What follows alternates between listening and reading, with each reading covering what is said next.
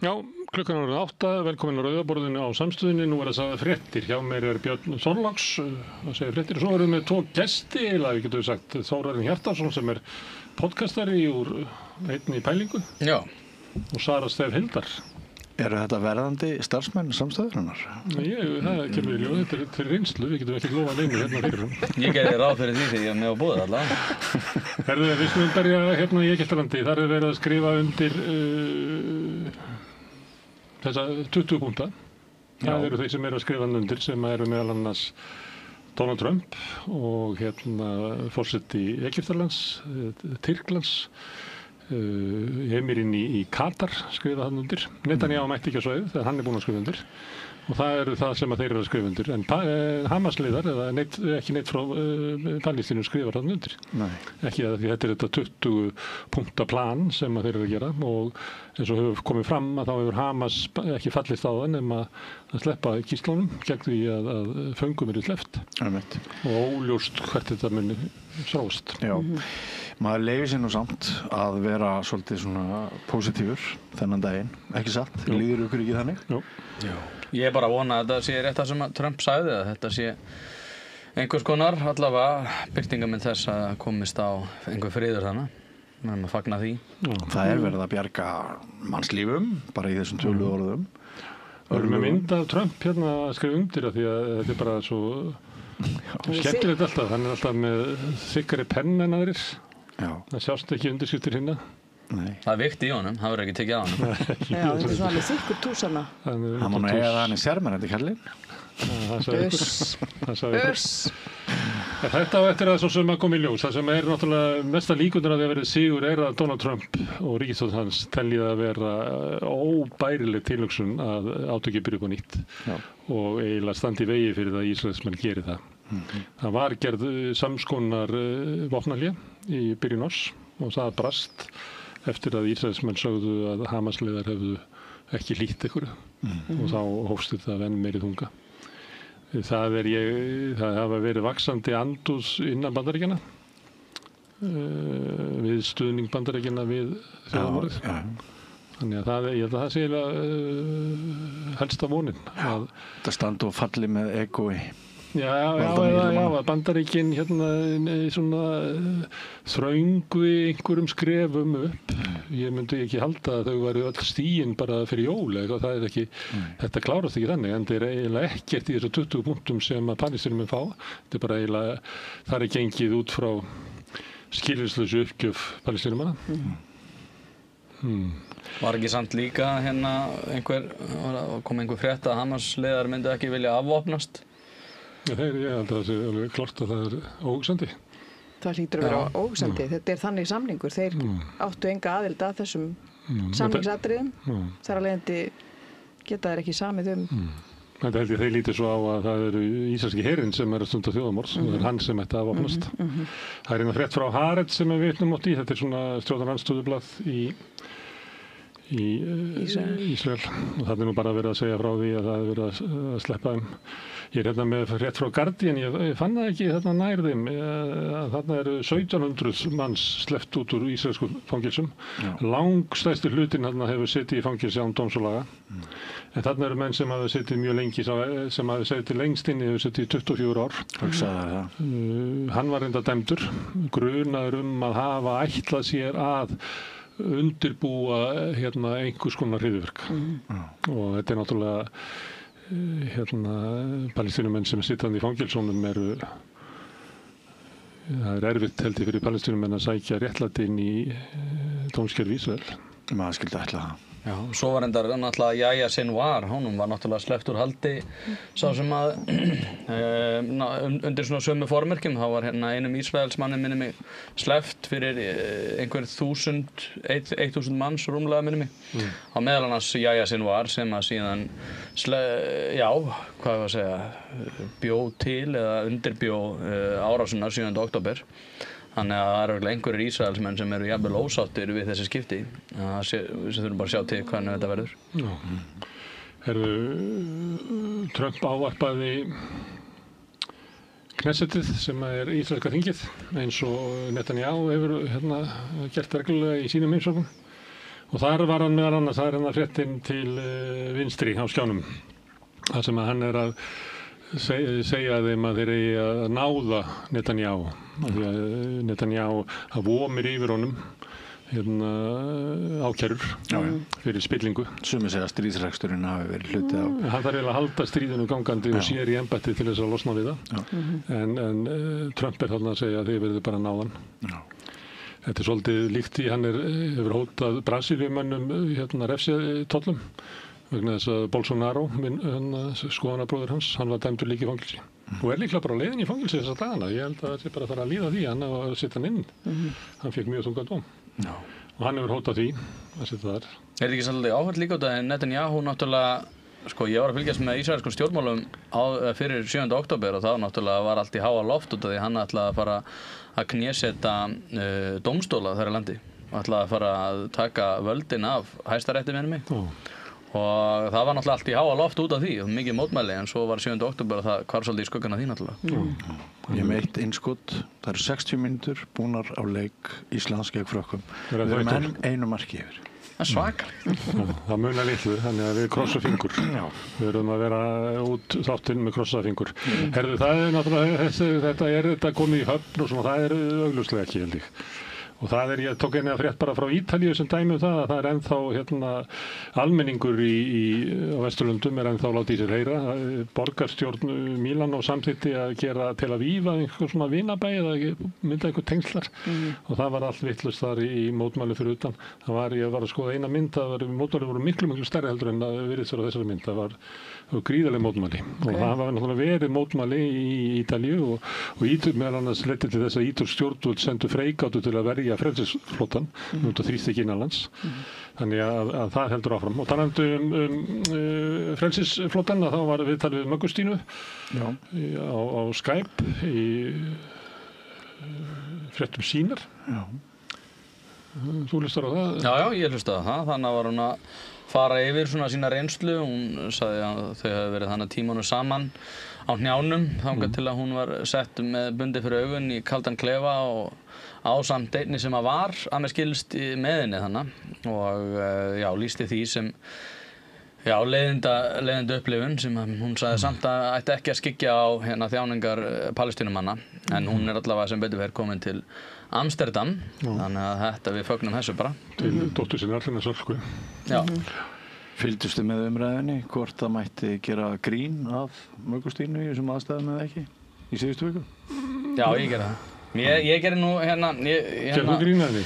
Ég gerði ekki beint grín að henni en ég aftur á móti fjallaði aðeins þetta í samhengi við það að hún hefði væri náttúrulega í miklu verri stöðu og þetta hefði verið miklu meira verkefni fyrir utanríkisráðuneytið ef hún hefði komist til Palestínu en hún hefði náttúrulega og við vissum öll að hún myndi ekki komast þangað þannig að ég veit nú ekki alveg til hvers þetta verkefni var allt en Þetta var bara til þess að búa til farveg fyrir andúð almennings á Vesturlöndum við þjóðarmorðið á Gaza. Já, hann var ekki viðbröð svona almennings meira bara þeim þótt þetta hálf kjánalegt að vera að vekja athygli á sjálfu sér. Þetta húsið lokaði í Nei, svo hafði þetta beinlínis kannski á fundi. En það eru líka, þetta hafði þau áhrif að Palestínumenn sem eru fastir á Gaza gátu farið og náð sér fisk. Vegna þess að eftirlitið fór út að flótanum og þá var ströndin þá skjótast út þá gátu þau farið og náði í netin og Þannig allir sigruðu. Þannig að þetta hafði ein áhrif.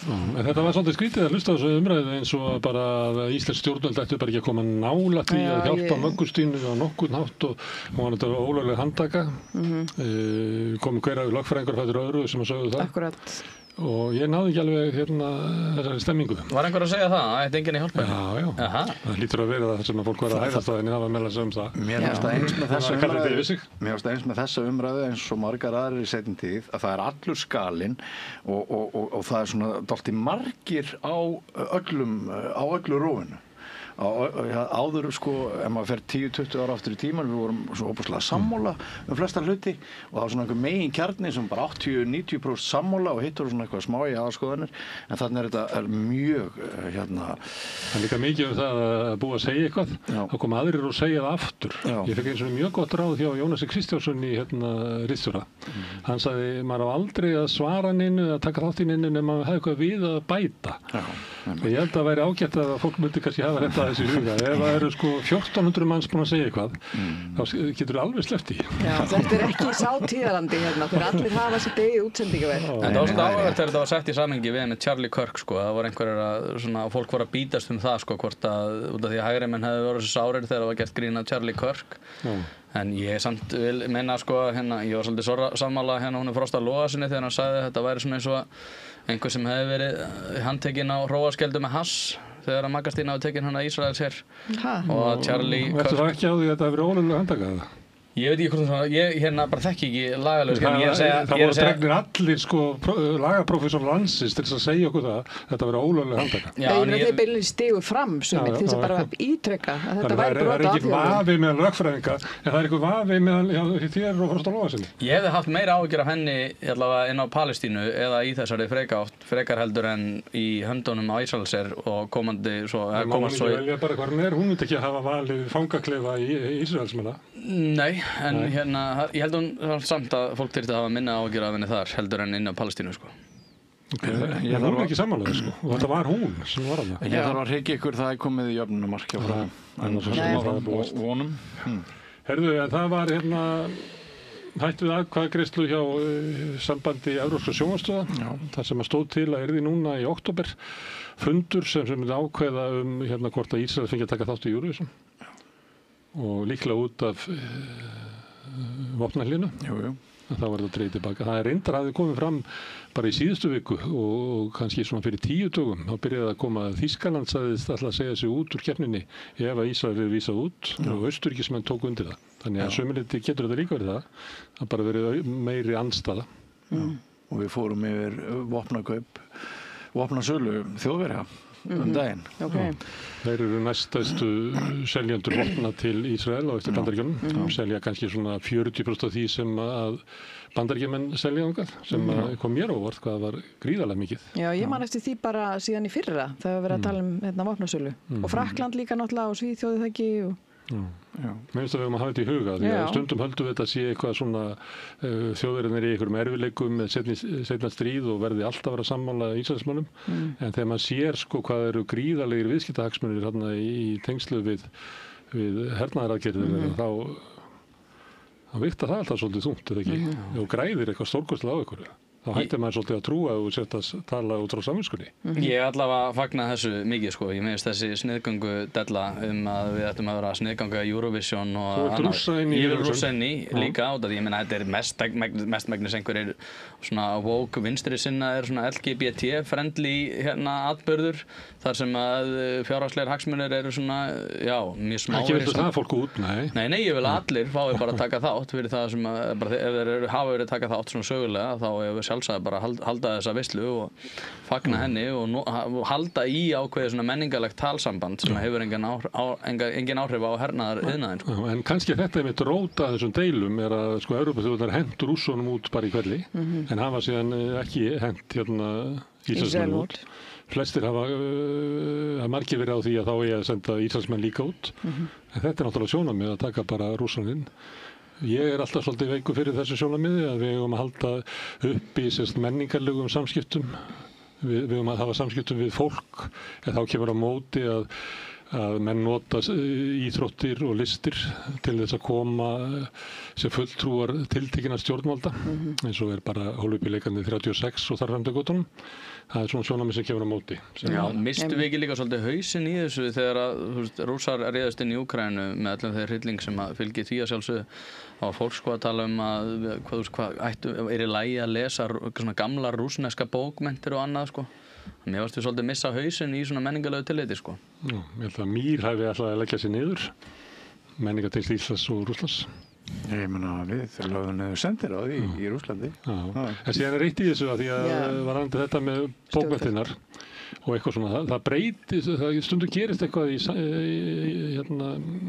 heiminum sem að breytir merkingu hluta og þannig er það bara. Allt í einu þá bara hefur það annað að halda risa Tolstói hátíð niður í bæ, allt í einu færum bara aðra merkingu en það er gert. Frakkakonur yfir. Nú hætti ég, nú slekkja á sig þessu. Herðu, Sigurður Ingi Jóhannsson var í viðtali við Sigurjón Magnús í gær í þættinu Sinri Eils. Já. Það sem hann sagði meðal annars að hann hefði ákveðið að fara á móti Sigmundi Davíð af pólitískum ástæðum. Hann vildi bjarga Framsóknarflokknum frá því að verða það sem að Miðflokkurinn síðar orðið. Já, hann hafði fyrir því hann bróðurinn að bara vélrita, eins og maður sagði í gamla daga, upp hérna hluta af viðtalinu sem hann tekur í gær og þar hann spyr, talist þið við í dag? Já, við gerum það, segir Sigurður Ingi. Við vorum báðir í ferð til Póllands og Litáen fyrir skömmu, enda setjum við báðir utanríkismálanefnd Alþingis og auðvitað gerum við það. Þetta var erfiður tími. Hvað þá helst? Ég vildi ekki að Framsóknarflokkurinn myndi þróast í þá átt sem Miðflokkurinn hefur farið, svara Sigurður Ingi. Ég held hann hafi ekki rætt þetta mál á þessum nótum áður.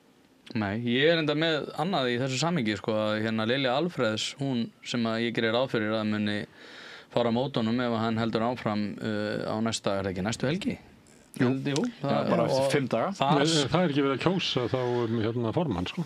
Þeir þurfa að sitja, þetta er bara flokksfundur, flokksráðsfundur að hann gæti þykja ákvörðum að flýta flokksþinginu eða öðru óbreyttu þá á Sigurður Ingi eftir bara ár eða eitthvað sko.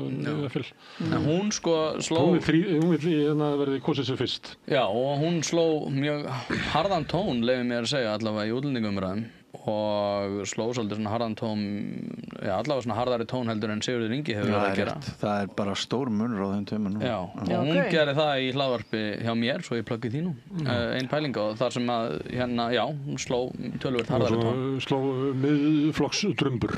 Já, ég get ekki allavega svona orðað öðruvísi sko. Sem formaðurinn vill alls ekki að Framsóknarflokkurinn feti þá stigum. Það drap eiginlega útlendingaumræðina í síðustu kosningum, í umræðunum á RÚV, eftir ræðu hans sem var nú stundum verið að reyna að gera grína, hann var að lesa þetta á símanum og þar undir göttunum einhver annar reyði skrifa þetta.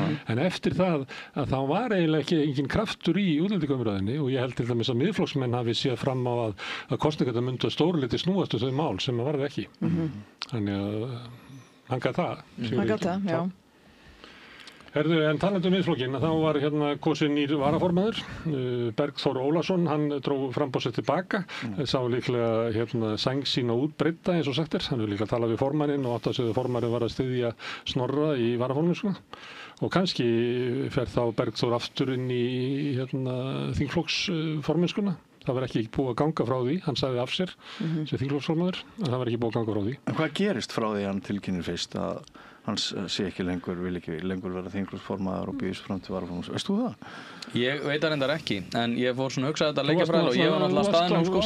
Hérna, svo ég upplýsi það nú. Þú var eiginlega fréttarittur okkar á flokksþingi. Hérna, Bergþór kom til mín, ég var svolítið ætlað að taka viðtal við þau öll, ég reyndar náði ekki að tala við Ingi Björgu, en hérna, ég talaði við Snorra Másson og Bergþór og Bergþór, hann kom mér aðeins svona úr jafnvægi út af því, hann sagði við mig sko, rétt á árinu við stifu minn, herru, ég ætla að tilkynna klukkan 4 en hérna, ég veit nú ekki hvort ég megi segja frá þessu, en hérna, hann allavega sagði við mig stuttu út af því að það var stuttu áður en hann tilkynnti, en að hann myndi allavega að draga sig úr á bara stuttu eftir hann, hérna, ég tók viðtal við hann, en ég held að þeir hafa kannski séð að Ingibjörg hafi verið með ákveðin basa sem að hún fékk 2/3 atkvæða og að þeir hafi þá kannski gert að ráð fyrir því að ef að þeir færu að etja kappi að þá myndi hún halda í sinn basa og þannig að hvorur þeirra vildi að hún yrði varaformaður? Ég geti verið að lesa of mikið í þetta en það er bara svona það sem mér dettur í hug sko. Ég þekki ekki innrastarfið nægilega vel til þess að geta sagt til það en ég allavega þetta er það sem mér dettur í hug. Sastu þingið sem blaðamaður eða?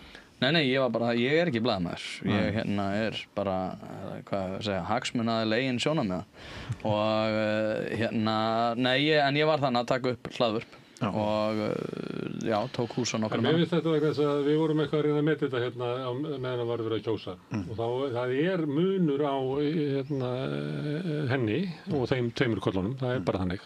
Hún er með svolítið svona annað sjónarmið og við vorum svona veltaði fyrir uppbyttu, væri það ekki betra til lengri tíma fyrir Miðflokkinn að fá hana til þess að hérna, geta, þú veist, náð eitthvað út fyrir þessa bólu. Hvernig eru hennar sjónarmið, hvernig eru þau öðruvísi en þeirra? Hún ekki alveg svona... Ekki jafn svona hörð í? Nei, ég held að hún sé ekki, það sem að Snorri var að segja þessum helgina, að hann eiginlega, hann vil stoppa aðflutning innflytjenda frá EES, sem eiginlega að segja upp EES-samningum. Þannig að bæði fyrir utan Schengen, EES... Já, hann er bara komið mjög... Hver á að vera hérna? Já, þetta er mjög langt, sko. Ég held að hún vil aldrei taka undir svona. Okay. Hann metur það að þetta sé bara bylgjan, hann upplifir það að sé komið einhver svona hægri bylgja sem hann ætlar að leiða og sita á bylgjunni og upplifir það að það sé bara að koma og við vorum svolítið ræðið þetta í gær þess að við sjáum þetta aldrei í einu skoðanakönnunum og eitthvað þess að þú hefur svolítið verið á þessu að bara Nigel Farage fylgið sé að koma til Miðflokksins ekki ekki á morgun þá á hinn. Þetta er náttúrulega bara svo umræða sem að Evrópa hefur verið að eiga síðastliðin áratug í það minnsta og það er bara tímaspursmál hvenær þetta kemur hingað og í hvaða birtingamynd og ég held að Snorri Másson sé einfallega, eitt af svona stærra svona pólitíska talent sem við erum að sjá, það er reyndar margir að stígu upp núna. Kristrún Frosta var svona fyrst í þessari bylgju, Júlíus Viggo líka öflugur, hann er þó ekki orðinn stjórnmálamaður en hann stefnir hratt í það sem er núna formaður SUS sem að segja alltaf að færa SUS langt til hægri. Akkurat og það er bara, ég meina sko þetta er náttúrulega bara eitthvað sem er að fara að koma. Ég hef haldið því fram að það er bara tímaspursmál hvenær hælisleitendakerfunum verður til dæmis lokað. Það var reyndar ein risafrétt sem að við reyndar minnst ekki á. Sorry ég sé að tala út fyrir en það er að landamæraeftirlitið er komið með lífseinkennis skanna. Það er að segja að þú þurfir að sýna fram á fingraför í alveg, ég sagði þetta. Ég man að ég talaði við Guðrúnu Hafsteinsdóttur á sínum tíma þetta og þá hafði ég náttúrulega var mikið í Bandaríkjunum á sínum tíma og þá hafði ég séð þessar vélar sko í plasti og ég spurði hann út í það, það eru komnar lífseinkennis vélar á Leifsstöð og ég þekki þessar vélar og ég veit alveg hvað þetta er og hún sagði já og ég sagði verður þetta tekið í gegn og hún sagði já og það hefur tekið mjög langa tíma en þetta er náttúrulega algjör bylting í útlendingamálum út af því að núna náttúrulega verðum við með miðlægan gagnagrunn allstaðar í Evrópu. Það breytir einhver með sambandið hælisleitið því að samkvæmt þeim samningum sem við erum í það má fólk koma og sækja hæli hér. Já, nei, það breytir því að þeim sem hefur verið synjað hæli verður snúið við á landamærunum þeir hafa aftur á móti verið að koma aftur. Já. Það er risa breyting sko. Já, en ekki sko stórkostlegur fjöldi. Ég ætla að segja það, þetta er ekki svo mikið af fólki sko. En heldur að því að draga þessar ályktanir því ég þegar þetta var að byrja fyrir svona 3 árum þegar Jón Gunnarsson og félagar voru að byrja á þessu að þá var að vera að tala og það var alveg augljóst að þeir voru að tala innflytjendur, þeir voru að tala fólk frá Miðausturlöndum. Því að langstæsti hluti innflytjenda kemur bara frá Austur-Evrópu og langstæsti hluti hælisleitenda kemur frá Úkraínu og svo frá Venezuela og þetta er bara einhver múslima andúð sem er í gangi. Algjörlega. Svo fer maður að skoða þetta og það eru Svíþjóðademókratar eru með 20% fylgi þar og maður fer að skoða það að ef það ætti að vera sama hlutfall innflytjenda á Íslandi frá svona Miðausturlöndum og í Svíþjóð að þá ætti það ekki að vera 1100 manns sem var þegar ég var að skoða þetta heldur ætti að vera svona 12.000 manns þannig að maður hugsa að þó svo að það séu svona átök þótt að séu riðbelti í Bandaríkjunum og í Bretlandi og í Frakklandi og þótt að sé mikil vonbrigði í Austur-Þýskalandi og það verður aldrei svona félagslegri ókyrrð og alls konar svona hatur með stjórnmálum af hverju heldur fólk að koma hingað ef það eru forsetunnar riðbelti finnst mér vera bara í hausnum á Snorra Mássyni. Já, ég held bara að það sé ákveðið menningaleg ólga sem á rætisuna er að rekja náttúrulega líka stórum hluta í upplýsinganeyslu. Við sjáum núna allir samfélagsmiðlar, maður ekki Angela Merkel sem að spurði Mark Zuckerberg 2015 hvað hann væri að gera í því að passa upp á það að væri ekki verið að gagnrýna útlendingastefnunar á samfélagsmiðlum og hann sagðist vera að vinna í því en hann aftur á móti hefur slegið nýjan tón allir sem að þessi stærstu aðilar þessi samfélagsmiðla hafa verið að slá nýjan tón Elon Musk náttúrulega kaupir X núna til þess að reka tiltekin áróður Já, mögulega Svo það er eins og hann að vera að frelsa X En ég held að það hafi séð frekar bundið við það að fólk hefur raunverulegar áhyggjur af því sem er að gerast í Evrópu og raunverulegar áhyggjur af því sem að hefur verið bara að gerast undanfarna áratugi að sjálfsögðu þetta minna í sniðum hérna en aftur á móti hefur fólk áhyggjur af þessu og það kann að vera að þetta sé bara einhver áróður álitsgjafa eins og hjá mér en ég held að fólk finni það bara á eigin skinni að samfélagið hefur breyst og fólk hefur áhyggjur af því að við stígum sömu skref á Evrópa. Ef ég væri í Miðflokknum þá hefði ég áhyggjur af því hvort Snorri Másson væri þessi súperstjarna sem að þú ert svolítið að tala að þú sjáir hann fyrir þér sem af því að sko það frekar stutt síðan bara annar hver þingmaður var stórirtur gegn honum þegar hann í kynjaumræðinni stofnanir ríkisins, landlæknir, biskup Íslands þau bara fóru persónulega í hann það væri forvitnilegt að velta fyrir sér sko ef öll þjóðin hefði kosið sér varaformann Miðflokksins hvort Snorri hefði ekki bara endað á botninum en núna hann sem sagt bara fær sterk kosningu sem varaformaður mér finnst það áhugaverð pæling þetta er ein pæling Já, ég meina hann líka hann bara maður sem hefur komið sér úr sjónvarpsstúdíói Stöðvar 2 yfir í eigið Kosta hlaðvarp yfir í að sitja fund eða fá fund með Bjarna Ben á sínum tíma það innan við ár síðan hún gekk í ég veit ekki alveg þegar þú segir sko eitthvað svona geníus, stjórnmála geníus ég sagði það ekki já, þú sagði eitthvað í áttina það er bara talent sagður já, ég myndi að það kannski ég held að það sé samt ekki endilega talent það er bara þú sérðu fyrir þér landsföðurinn og tekur svona innflutta umræðu sem á ekki við rök að styðast hér ég er alltaf að skoða skoðanakanninni þegar maður heyrir svona eitt væri það að ef þú er rétt fyrir þér þá hefði sko fylgi Snorra í hans kjördæmi verið töluvert yfir fylgi Miðflokksins svo ekki flokkurinn fékk 12,1% á landsvísu og hann fær í Reykjavík hann í Reykjavík suður eða ekki 10,8 10,5 10,5 hann frekar dragbítur á flokknum heldur en þessi sko vonapeningur sem að þú og Sigmundur alveg vissir Já, þetta kann að vera Það hefur verið gerð könnun þar sem hann kemur fram einhvern veginn rosalega vel út úr afstöðu almennings til þingmanna eða eitthvað Það sem mér finnst gaman að gera þegar maður er að meta svona ákveðnar forsendur og þróun það var að yfirfæra ákveðna þróun aftur í tíman yfir á framtíðina og ef við tölum til þess útlendingaumræðin og annað sem að náttúrulega sko valkyrjunar hafa stórkostlegar áhyggjur af. Það er bara að tala minna það, en ég veit aftur á móti að þær hafa stórkostlegar áhyggjur af þessu líka, en það sést það með þessum viðbröðum á landamærunum. En hins vegar sko það sem að mér finnst rosalega gott að gera er bara svo ef við tökum umræðu útlendinga og umræður menningamál almennt aftur 6 mánuði, hefur þetta breyst? Svarið við því já. Og það var spurning hvort að sú þróun haldi áfram næstu 6 mánuði. Ef við tökum aftur segjum 2 ár, sú þróun búin að breytast? Já, hún er búin að stórkostlega breytast. Þannig að ef við yfirfærum þetta yfir 2 ár og ef þetta heldur áfram í sömu átt.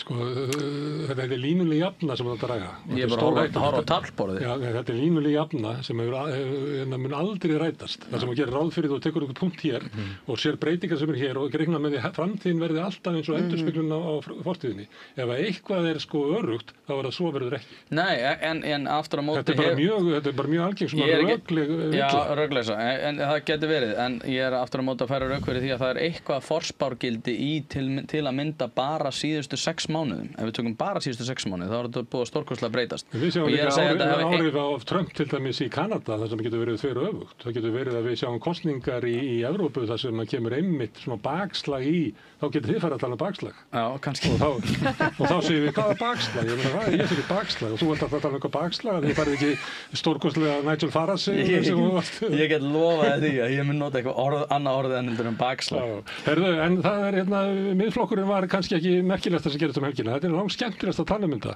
og hérna er önnur frétt þeir voru að dreifa þessu Ísland fyrst og svo allt hitt þetta er nú næstu í þjófnaði frá Flokki Fólksins Já, er ekki? Mjög nálægt Þetta var slagorðið þeirra á tíma Það var fólki fyrst Já Það er svolítið munur Jú, það er endar En sko þetta er náttúrulega að taka allan heiminn og pakka honum niður í eina skál Þetta náttúrulega ekki mjög svona, ég veit ekki, þetta fýsilegt til atkvæða og til framgangs? Já, þetta ekki einmitt mjög bara gæfilegt til þess að ná atkvæðum, af því það bara svo kaotískur heimur að náti, sko. Þannig að það svona virkar þessi populismi svona. Ég held hins vegar að þetta geti haft áhrif að segjum að þessi flokkur sem að tengi sig við svona trumpisma sem að miðflokkurinn að gera með þessari húu og orðræðu Snorra mjög afgerandi, hann bara sækir í svona ameríska anti-vók umræðu mikil áfergju. Ef að hópurinn upplifir að séu verið að vinna sigur einhvers staðar erlendis, þá getur vel verið þetta hjálpi við að laða fólk að eða eitthvað svoleiðis. En ég held að stjórnmál séu svona menningarlegt fyrirbrigði og þú verður að endurskapa þau inn í hverju samfélagi sem eitthvað sem að gekk frábærlega annars staðar, þú getur ekki flutta hrátt inn, það ekki líka svolítið öðruvís að vera eiga þar sem allt okkar veltur á viðskiptum og samskiptum og alþjóðasamskiptum og bara endalausum tengingu við útlandi, er þetta ekki pínu snúnara fyrir okkur að heldur en sumönnur ríki sem eru svona sem meira sjálfum sinna, ég veit það ekki. Annars það getur haft áhrif stuðningur stórríkra Bandaríkjamanna. Það er frétt að Elon Musk að borga málaferlin fyrir Tommy Robinson sem stóð fyrir stórum mótmælum í miðborg Lundúna sem að hann held í fram að væru 3 milljónir. Sigurður Davíð held í fram að væru 3 milljónir. 3 milljónir samankomnar. En fjölmiðlar voru á því að það var svona 150 til 170 sem var svolítið stórt samt. En þarna dæmi að afskipti bandarískra stjórnvalda af innanríkismálum eins og sagt varaforseti Bandaríkjanna hefur talað hafi áhyggjur af málfrelsi í Evrópu og svona að þeir sem eru líkari þeim í skoðunum að þeim sé haldið niður í Evrópu. Þannig ég held að við líka eftir að sjá eitthvað svoleiðis. Ísland búið að jafna.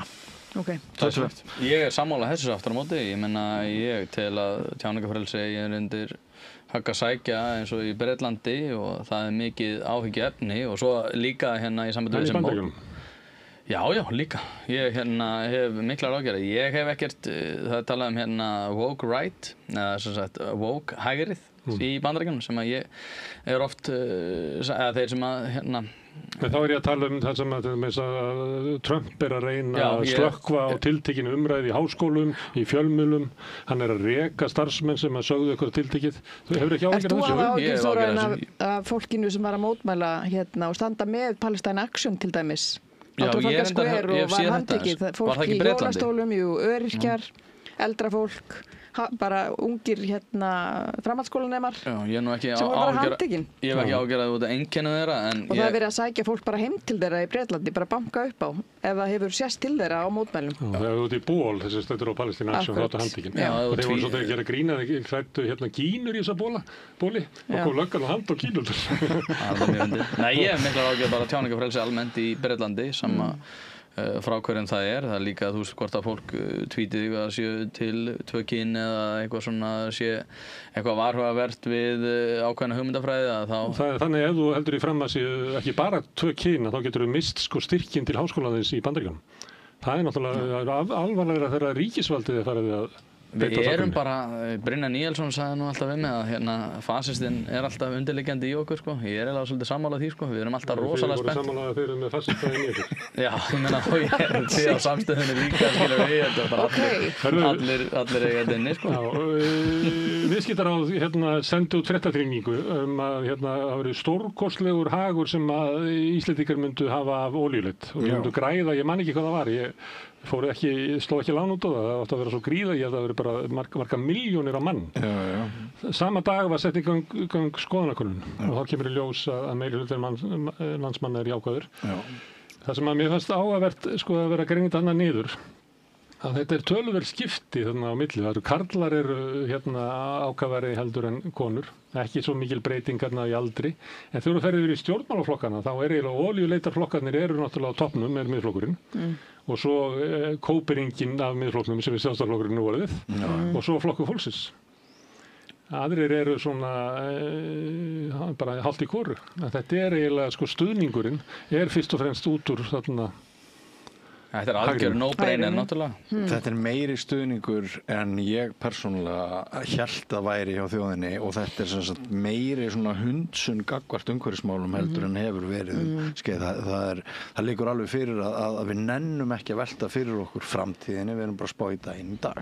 Ég held að sé alveg gríðarlega mikilvægt að við einmitt okkur takist að lækka olíuverð þannig að við getum tekið út kol sem eru náttúrulega margfalt umhverfis, meiri umhverfis skaði á kolunum, þannig að ég tel að þetta sé algjör no-brainer og við erum að gera þetta alveg strax, sérstaklega þegar við erum með svona frábæra menn eins og Heiðar Guðjónsson sem tilbúin til þess að gera þetta bara frítt fyrir okkur. Þetta minnir mig á ef að lesa jazzsöguna, þá fóru margir jazzarar illa út úr eiturlyfjaneyslu og það eiginlega inn í sögur allra ef þau voru háðir kókaíni, þá fóru til læknis sem að gaf þeim heróín við kókaíneyslunni og ef þau voru háðir heróíni, þá var einhver læknis sem gaf þeim kókaín og það fór ekki vel fyrir þessum mönnum. Ég er ekki viss að það sé lausnin sé að losna við kolin með að sækja olíu. Nei, en ef að lausnin, ef það er samt á borðinu að við kókaíneyslunni getur tekið Parataps og þá sjálfsögðu tökum við Parataps og það er þetta sem er samlíkingin. Hagstofan kom með frétt hérna fyrir helgi sem að kannski tengist að sömu liti þessu sem við erum að ræða. Það er svona spá þróun mannfjölda. Já. Og þið þekkið þessar kannanir, spá efstu og neðstu áætlanir. Ég held að efstu áætlun hafi verið 750.000 á þessu tímabili, þannig 2075. Já. Þetta fyrst og fremst fjölgunin knúin áfram að hinga komi fólk sem við ættum náttúrulega að fagna. Ef við erum með gott samfélag þá vill fólk búa hérna. Já, sjálfsögðu. Sjálfu, er það ekki þetta? Sjálfsögðu. Og það sem er merkilegt er það að sko... Ekki viltu búa það sem enginn vill vera. Og það sem er merkilegt það sem er merkilegt bæði þessari spá og bara síðustu skýrslu frá Hagstofunni, það er það að mannfjölgun á Íslandi, hún nær núna yfir allt landið. Og af því að hún er borin upp af innflytjendum. Já, hún hefur dreifst. Það er ekki bara fæðingartíðin á höfuðborgarsvæðinu. Það eru 14 ár síðan Reykjavíkursvæðið var eitthvað að soga til sín eitthvað af landsbyggðunum. Við sjáum þetta í skýrslum Húsnæðis- og mannvirkjastofnunar að það er sko hækkun á leiguverði og hækkun á húsnæðisverði komið allsstaðar. Þú getur ekki flúið Reykjavík og það fari í eitthvað ódýrt húsnæði einhvers staðar. Það er allsstaðar.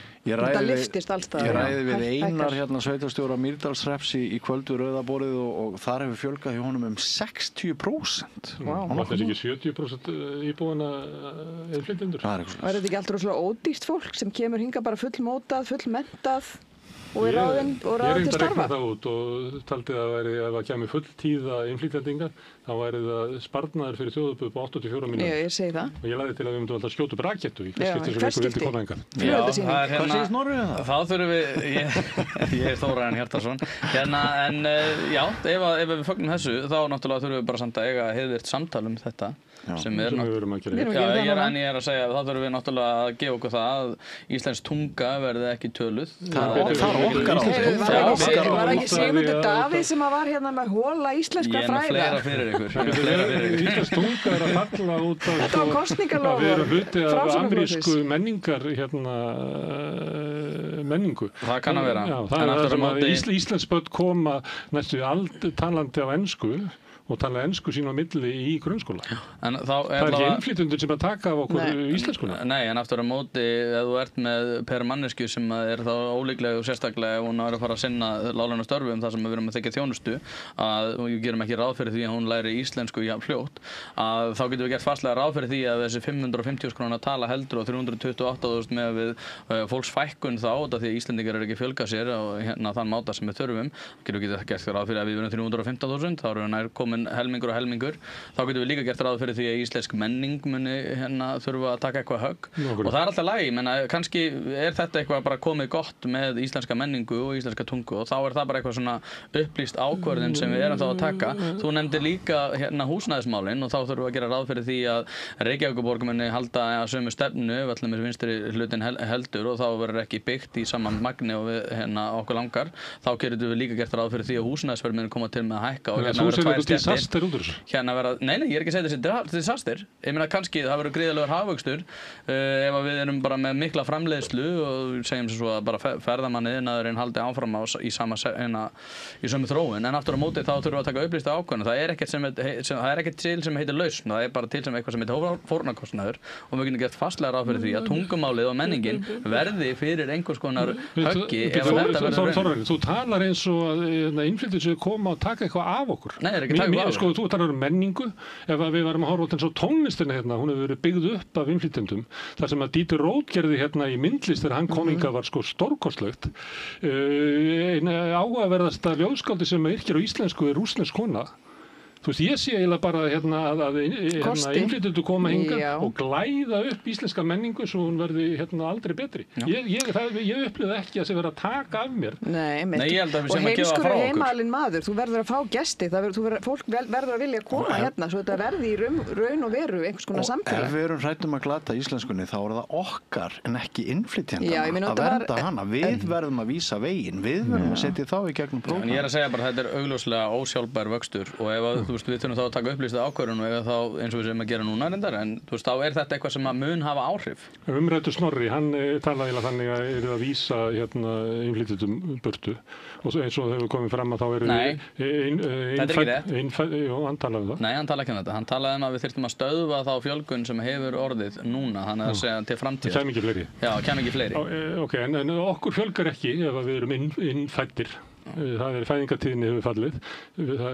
Útlönd soga Íslendinga hafa alltaf gert. Þannig að til þess að við okkur fækki ekki, þá þyrftum við að hærri fæðingartíðni heldur en aðrir því að Íslendingar leita til útlanda og kom ekki allir tilbaka. Menn segja alltaf að þau koma allir tilbaka en það er ekki þannig. Það er Ísland lekur og þegar fæðingartíðni er komin niður þá mun okkur fækka. Þannig að þegar Snorri verður búin að blómstra þetta talent og orðin landsfaðir svona 60 og búin að koma sínu fram, að þá verður við líklega bara, ég veit ekki, 150.000 eða kannski bara 4. Síðasta fréttaskot á fótboltanum, við héldum jöfnu, leikurinn er búinn 2-2. Það er stórkostlegur. Þau fagna á Laugardalsvelli eins og við höfum unnið 10-0. Það er glæsilegt að ná jafntefli við næst sterkasta lið heims. Takk fyrir. Vel gert. Ertu ekki í boltanum? Frétt frá Skandinavíu. Venezuela lokaði sendiráðinu sínu í Oslo. Af ósætti við að María Corina Machado fekk friðarverðlaun. Já, ok. Þetta hefur verið deilt þetta. Það er ekki friður þessa úthlutun. Það var margir skotnir niður í aðdáun sinni yfir því að Trump hefði ekki fengið friðarverðlaunin þegar þeir fóru svona heyra hana mæra Trump og hún tilnefndi verðlaunin. Já, akkurat. Þetta voru skrýtni klukkutímar á föstudaginn. Fyrir marga. Hún styður árásir Trump á báta í Karibahafinu. Það er bandaríski herinn að skjóta báta og færi. Hún styður, hún vill einkavæða olíuna þarna sem er líklega að færa bandarískum fyrirtækjum. Hún styður þjóðarmorðið á Gaza. Þannig að það er svona ófriður í kringum þessa konu. Já. Herðu, það er hneyksli í Danmörku. Já. Forsætisráðherrann, hann er giftur manni sem framleiðir heimildarmyndir og hefur lengst í slíka. Já. Hann er núna að gera heimildarmynd Zelenski, forseta Úkraínu og við fengið þar alveg sérstakan aðgang að honum, líklega vegna þess að hann er giftur forsætisráðherrann. Og það er svona að rísa upp mikil hneykslishald í Danmörku. Út af hverju hneykslið? Já, það er verið með sérfræðing spillingu. Þú einmitt spyrð eins og hefðbundni Íslendingur myndi spyrja, af hverju hneyksli? Er þetta ekki bara eðlilegt að nýta sér sína resursa og sambönd? Ég þekki þetta mál svo sem persónulega ekki nógu vel, við okkur vantar svolítið upplýsingur og gögnum þetta, en þetta er munurinn á dönsku viðhorfi til einhverja svona mála og okkar Íslendinga, að við bara, nei, sjálfsagt maður, að nýta tengslin og bara bjargar á það hugsun einhver. Erum við meira líi glað? Já, í þessu. Kannski er það bara fæðin og harðræði, ég veit það ekki. En þetta er áhugavert mál. Það verður gaman að fylgjast með því hvernig þið vindur fram. Hvort þetta hefur einhver áhrif á hennar stöðu? Já, það er alveg séns. Gæti verið. Ég grunum að hún eigi ekkert langt eftir í pólitík. Á hverju byggir það? Bara það er engin stemming í þessa ríkisstjórn og þetta er ekki og það líka ofta einkenni að þegar stjórnmálamenn í Evrópu eru farnir að vera rosalega herskáir eitthvað í Úkraínu og svona, þá eru þeir yfirleitt með allt niður heima fyrir. Kristrún hefur svolítið verið að samtvinna hennar ímynd við hennar. Já, hún hefur sótt til hennar. Og ég reynda að leiðrétta kratana hérna heima þeir alltaf tala að það hafi verið eitthvað svona góð leið sem hún valdi. Það er ekki hægt að sjá það. Hún tók við flokknum, hún bætti ekki við fylgi hans. Hún er núna komið í skoðanakönnunum meðan undir 20% í sömu könnunum. Þannig hún er komið á mjög slæma stað. Ríkisstjórnarflokkarnir samanlagt eru rétt að slefa yfir 30% og þetta er orðið svona minni með á ríkisstjórn Katrínar Jakobsdóttur sem er bara svona lifandi dauð, svona rauðblá ríkisstjórn sem einhvern veginn hangir upp á leiðindunum einu. Ég spáði að gerist eitthvað í pólitík í Danmörku fyrir áramót. Já, hún á samt heiðurinn af því að svona útlendingaumræðin er Danmörk er þetta eina landi. Það þykir mjög það heiður og það er líka komið í ljós að það sem ákvarðanir sem hún er að taka er ekki að reynast henni vel. Þannig að þeir sem fagnuðu þessa ákvörðun hennar að taka upp útlendingastefnu þjóðfylkingarinnar, þjóðarflokksins, þeir kannski fagnuðu aðeins snemma. Hún hefur flogið of nálægt drónunum. Það er smá frétt flugvöll í Nuuk sem átti að breyta öllu í ferðamannaþjónustunni á Grænlandi. Á Grænlandi, En það er eiginlega aldrei hægt að lenda þarna. Það er alltaf ísing, það er vantar búnað þannig að þegar þú setur flugvélaeldsneyti á flugvélar, þá má það ekki vera kalt. Og þeir gleymdu vel að setja upp eitthvað þannig að það var hægt að hita upp. Hver er hönnuð þetta? Það voru Danir líka. Það voru Danir? Já, það er eiginlega öllu flugi frestað. Já, ok. Já, það var eitthvað fáránleg tölfræði. Það var þarna tekið viðtal við íslenskan grænlending sem ég man nú ekki hvað heitir því miður. En þá var hún einmitt að fjalla þetta sko, að þetta væri svolítið vanhugsað allt sko. Þetta er braggamálið okkar í 100. veldi. Úff, þetta er rosalegt. Það verður kvennaverkfall 24. október. Já, skemmtilegt. Ég veit það ekki, er það skemmtilegt, Björn? Skemmtilegt framtak. 50 ár og kröfunum hefur enn ekki verið svarað. Ég fagna alltaf þegar koma verkfall. Mér finnst það þegar verið að segja að ég má ekki að fagna verkfalli. Ég er alltaf á móti því. Það er samtakamáttur sem er komin, verkfallur alltaf upp að eitthvað góðu. Já, þetta er náttúrulega bara 50 ára kröfuganga í rauninni. Er þetta ekki gott mál? Er það gott að ganga í 50 ár með sömu kröfunar? Kemst í hörku form allavega. Það er nú í sumt hefur nú lagast frá 75. Já, en ég minna þetta er samt 50 ára ammæli þess að hvernig verkvalls. Ég trúnaði maður ekki eftir skiltinu sem að kona hélt á að fáralt að ég sé ennþá að halda þessum fáralegu kröfum. Fáralegu, já. Sko, órétturinn er vondur en gott að halda upp á eða þess að já, það er náttúrulega bara eina í stöðinni. Það er eina í stöðinni að halda þessu áfram. Við erum kannski bara aðalega. Já, ég meina þetta er bara eina í stöðinni að halda áfram. Þetta verður rosalegt. Ég trúnaði maður í samhengi og við erum náttúrulega í samfloti með BSRB í þessari vitleysu sko. Og ég tel náttúrulega þetta vera eitthvað, ég menna, þú veist, ég hef nú sagt að Agnieszku og Olgu er ekki boðið upp þegar að kvennaverkfallinu er lokið upp á Kjarval til þess að fagna í botnlausum bublum.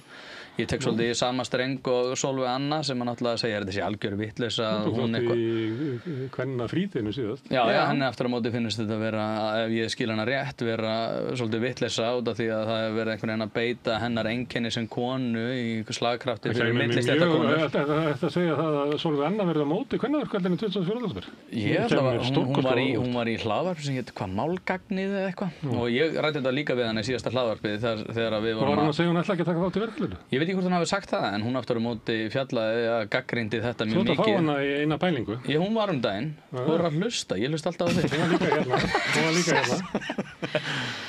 Það sem að ég koma henni yfir á því að það var svona stuðsumværi? Nei, mér finnst þetta algjör vitleysa út af því að þetta er náttúrulega verið að ég meina sérstaklega þegar það er verið að sko fagna þessu rosalega mikið sko þá Nei, ég meina Þóra, en þetta segja að það sé rangt af konum að fara fram með kröfur jafnara samfélag, það sem er ekki gengið á og konur vinni fyrir lægri laun, jafnlangan vinnudag og karlar, mælast 21% undir launum karla að jafnaði.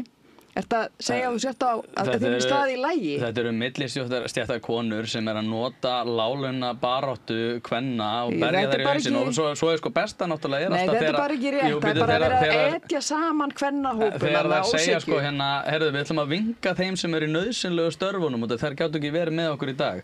Þannig að sko þær sem eru á lægstu launum... Nei, þetta er bara lélegt, það er ekki hægt að tala þetta svona. Þetta er bara konur halda uppi framlínustarfsemi í landinu, leikskólunum, sjúkrahúsunum Það mæti ekki ég man eftir því þegar ég var 14 ára, þá fór mamma á fund. Fór og þá hétt þetta kvennafrídagurinn. Hún var einstæð 4 barna móðir. Hún var á leikskóla. Og hún var ekki nokkru vafa, þú veist, ef einhvers staðar hún átti að vera einhvers staðar í heiminu, þá var það þarna niður frá. Já, mér finnst þetta allavega að vera vitleysa. En af hverju kemur þú, einhver kall, að segja fyrir mömmu minni að hún hafi verið að láta lokka sig þarna, einhverja vitleysu. Náttúrulega sem síðsheitari normatífur. Það var einhverja lokka með ófatlaður karlmaður á náttúrulega að þegja þegar einhver svona. Nei, mér finnst þetta bara að vera vitleysa. Ég tel að stéttabaráttan ætti að byggja á einhverju allt öðru. Ég tel að sem trúnaðarmaður samhengis, við höfum fyrst og fremst að einbeita okkur á því að fá hærri laun fyrir marga tíma. Ég tel að við ættum að einbeita okkur að einhverju sem byggist ekki á kulnun og einhverju svona rugli. En það getur alltaf sagt þetta, þú kemur með kröfu húsnæðismál og þá segir við mér finnst að við ættum frekar að gera þetta. Nei, þetta snýst dagskrárvald og við erum ekki með sama slagkraft ef við sem stéttarfélag erum að fara að beita okkur fyrir því að vera alltaf að binda okkur við einhverja svona einkenna pólitík og ég meina þessi woke ruglu menning náttúrulega sem betur fer á undanhaldi, þannig að ég gerir ráð fyrir því að þetta muni vera svona, minna og minna í sniðum.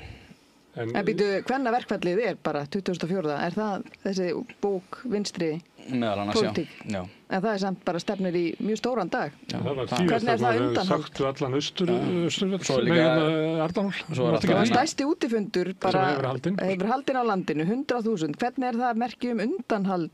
Svo líka verið að binda þetta við konur og kvár. Alltaf við ætlum líka að taka kvár inn í þetta því að við gerum það. En ég mér alveg saman hvað gerist. Ég er ekki að taka á því. Það er bara kalla, þetta sé bara allt í lagi. Já, en þú veist, þetta er náttúrulega bara þessi hugmyndafræði einhvern veginn að reyna að skipta okkur í nægilega marga flokka til þess að reyna að búa til einhverja... Ekki að þú fyllir Arnarhól af 100.000. Bara svo þversagnakennt. Þú getur ekki sagt að þú þversagnakennt að vera einhvern veginn, þú veist, þau klikkuðu ekki að segja konur og kvár í hvert einasta skipti. Ég veit ekki, ég held að það verið talið að 24 kvár eða eitthvað. 100.000 manns á Arnarhóli, gerðu betur. Já, bara flott hjá ykkur, en mér finnst þetta bara að vera að della. Hvað voru margir heldur á, ég sá yfirlitsmyndir á Miðflokknum þannig.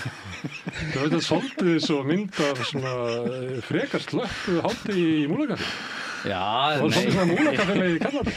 Ég hef enga hagsmuna að ég verið að tala að sé eitthvað hennar fleiri. Nei, þeir voru 500.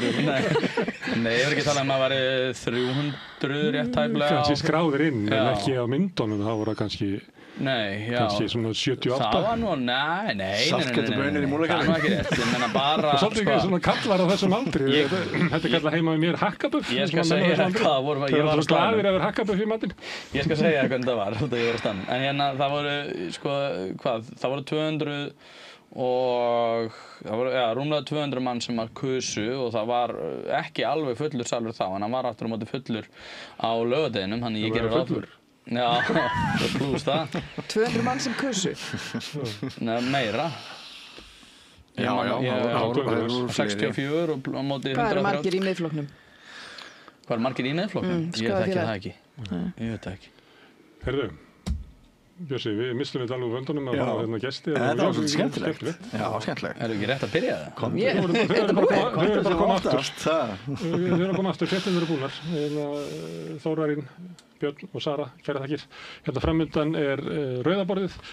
Ég ætla að benda ykkur á sem eru að horfa á Facebook eða á YouTube að þið verðið að fara hérna út og ná í nýjan straum. Rauðaborðið kemur í sérstöku straumi og þú horfið í sjónvarpinu eða hlustu í útvarpinu, þá stengur á að gera rauðaborðið er næst.